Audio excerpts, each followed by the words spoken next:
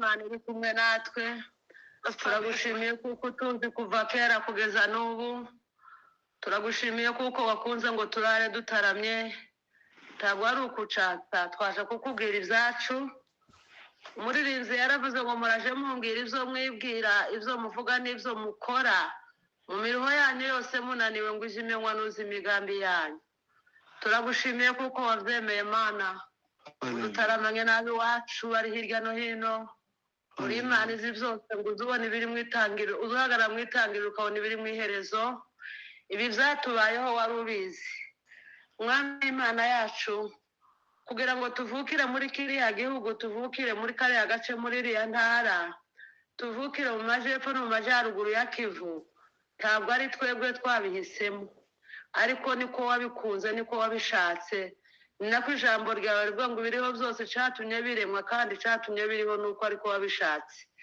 urabishaka ngo tuvukire hariya kandi turahavukira turahakurira Mwami Imana yacu iminsi mibi iragera abaturanyi baraduhinduka ibibazo biba bibi kandi baduhinduka twarabanye neza jewe ugiye kuvuga ndi umunyabibogobogo wabatijwe n'umubembe ameza ya mbere nayahawe n'umubembe navuga iki Mwami Imana yacu ndagushimiye kuko ariko wari warabitegetse nubwo iminsi yavurunganye ariko reka mbanze ngushime kuko nubwo baduhindutse uyu munsi twari tugifite icyo tuvuga hari abo wisigarije ndi umuhamya w'uko mu bibogobogo imihana yakinzwe ariko imfubyi n'ubu zari zarubatse niko wigeze kubwira abisirayeli ngo bazabakomokaho bazubuwe amatongo basibura inzira zija mu midugudu uravuga ngo imfubyi zizakura twarazibonye imfubyi zikura uri Imana yihesheje icubahiro 9/6 abanyabibogobogo bashiriye ibaraka abanyabivumu bashiriye mu Rweba abandi bashiriye kwa Mpogo abanyuma bashiriye hariya mu Kamangira ku mupaka nari mukuru ndabona natwe ducisha muri ndobo ahantu hataba inzira uturinda kwicwa n'ibiti uturinda kwicwa n'inka zarimo zirwana ziturutse hirya no hino utwohereza abatabazi tutazi iyo tubavuye tugeze mu gihugu uratugaburira urongera uradutuza mu gihugu turongera turatura mu karere k'iwacu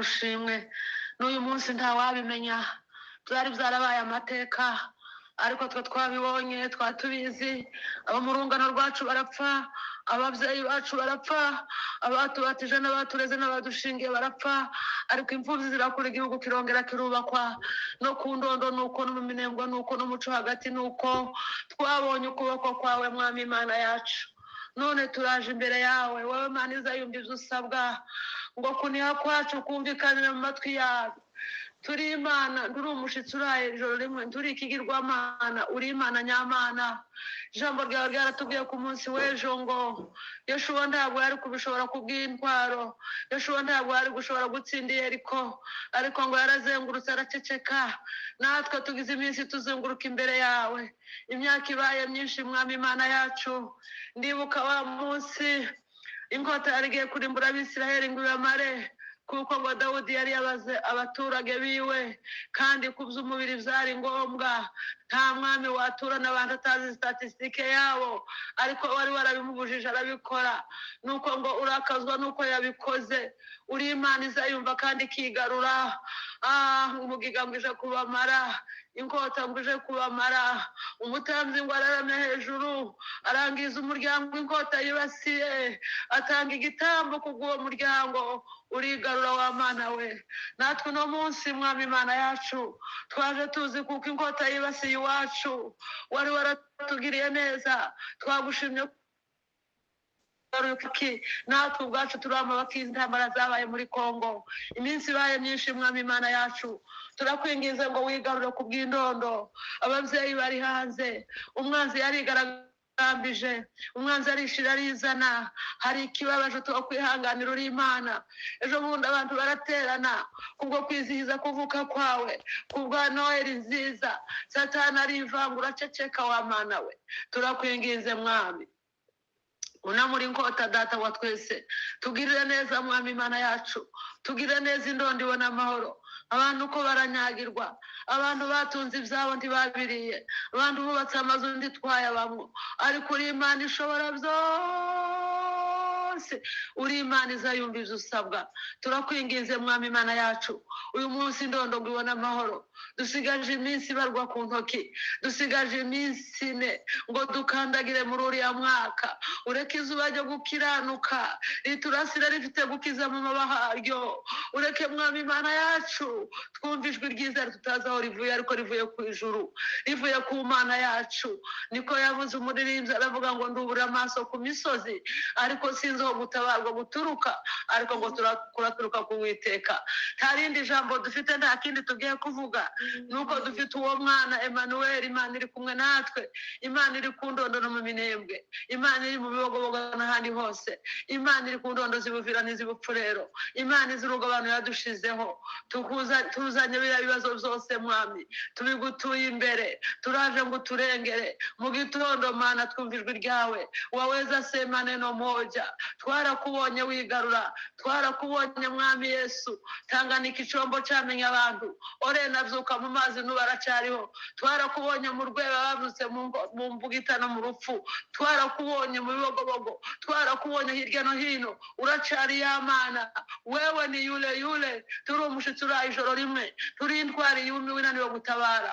Mwami Yesu na muri iriya nkota turakwinginze Mana, duciye bugufi mwami Yesu, twikubise imbere yawe Data. Twatanze igitambo cy'iri joro, ni ukuri twabikuye ku mutima, ntitwaraye twicaye gusa Mana. Twaje ngo wunamure inkota yunamiye bene wacu, turaje ngo wigarure Mana. Iminsi yo gupfusha abacu n'iminsi yo kurengana irahagije, turabyibuka mwami. Tuvuge iki, tuvuge nde, dusige nde? Yewe mwami Mana yacu, twari zari mu bibogobogo, abapasiteri bari barapfuye, abari ku ndondo barapfuye, abo mu minembwe barapfuye, abo hagati barapfuye, ariko abawisigarije niko wigeze ubwira Abisiraheli, niko yasenze wa munsi. Aravuga mwami muri Yesaya ngo iyo utisigariza natwe tuba twararimbutse, natwe twari muri bariya. Ariko niyenda hari impamvu icyatumye dusigara, kwari ukura ngo tukuganire ku munsi usa na none, ku munsi usa n'uyu mwami, ku munsi umeze nk'uyu mwami,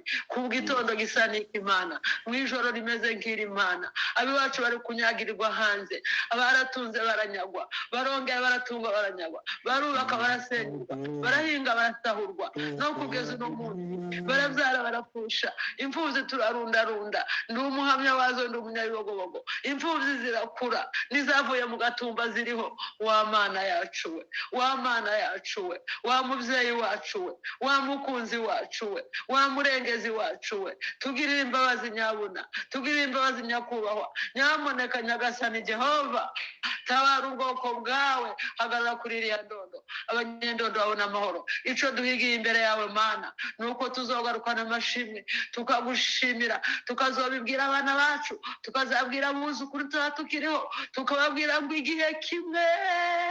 igihe kimwe inkota yabanguriwe bene wacu, tumere nk'Abisiraheli. Waravuze ngo nibarunde amabuye muri Yorodani, ngo kugira ngo igihe kimwe ngo bazabwira abana babo ngo iriya nyanja yigeze gucikamo. Ngaho natwe Mana we, ngaho tugire neza, ngaho twibuke Mana, ngaho turengere. Tabara indondo mwami, gusenga kwacu k'uyu munsi kukugeraho Mana, kuba kugeze ku mwuzuro w'Imana.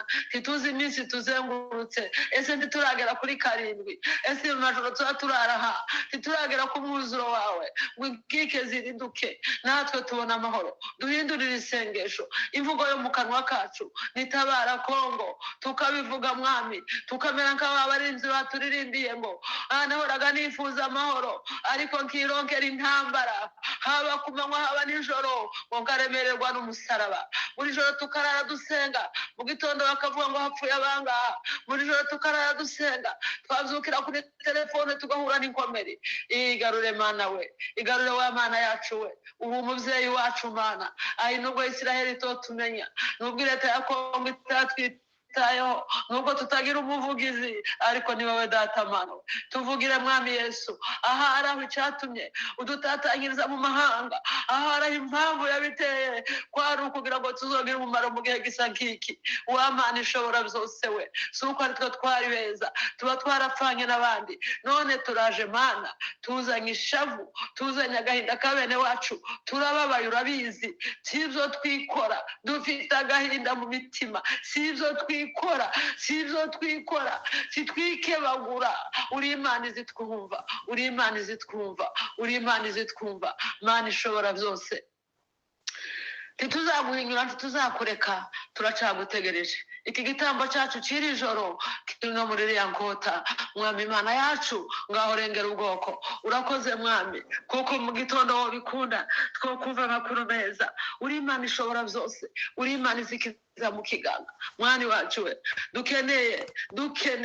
dukeneye kuzongera kubana n'abariya baturanyi bacu, dukeneye kuzongera kuganira nabo, dukeneye kuzahura nabo, dukeneye kuzubaka. Ntidusabire abanzi bacu ngo bapfe, ubagire neza nabo Mwami. Waweza semane no moja gusa, ijambo ryawe rimwe gusa Mana ritugirire neza. Turagushaka Mana, turakwifuje, kandi mu by'ukuri turakwizeye. Hari n'ikindi gihe bigeze kutwumva, niko wa mugabo yavuze, na Yobu yaravuze ngo nubwo Imana yacecetse, ngo ariko hari ikindi gihe nasenze iranyumva.